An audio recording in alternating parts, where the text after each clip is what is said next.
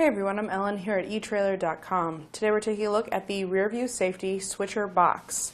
Now, this is going to allow you to wire up your camera system with different trigger wires and have your three inputs coming in and then going out to a monitor on your vehicle. So whether you're using this in an RV or a work truck or a work van or something else in between, this is going to help to get you hooked up and control everything as you need it.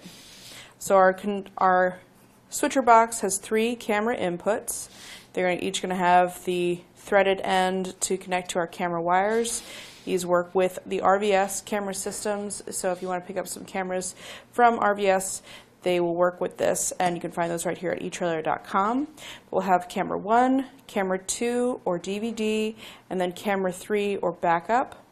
So they're going to each kind of work a little bit differently.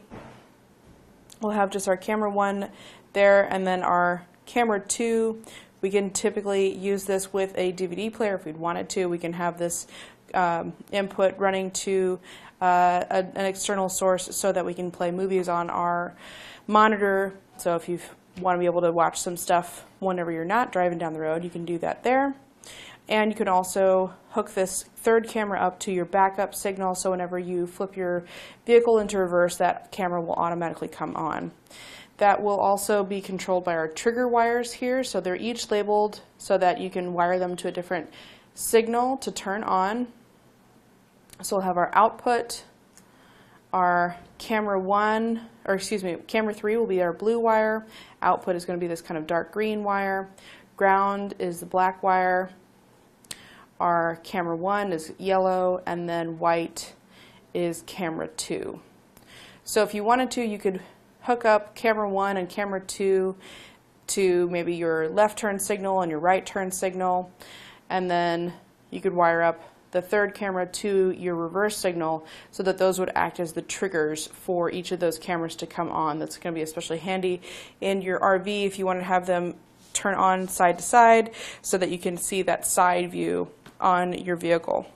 Our power will go through our fuse holder, so it is fuse protected. We don't have to worry about any issues arising with our box. If anything happens, we have a surge of power or something's connected improperly, it will blow our fuse rather than blowing the box, and we won't have to worry about damaging our vehicle at all.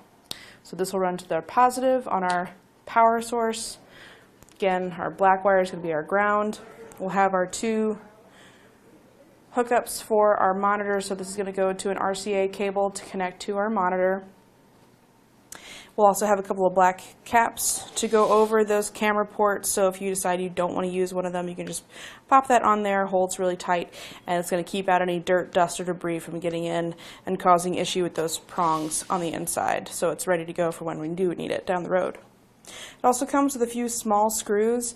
These you can use to mount up your box, although they're not very long, and I would also definitely suggest using a washer that's a bit larger than these because they'll pretty much fall right through the slots there, so they're a little bit small to get those in place without a washer.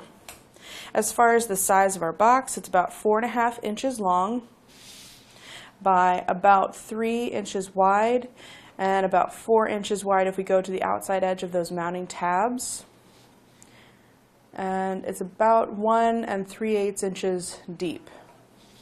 Our mounting holes are about 1 3/8 inches apart, and at the narrowest about 1.5 inches the other way, and at most about 3 1/4. Each of those mounting holes is about 1 inch long by about 3/16. But that's pretty much going to do it for our look at the Rearview Safety Switcher Box. Again, if you need any other accessories to go with this, including a monitor or cameras, you can always find those right here at Etrailer.com.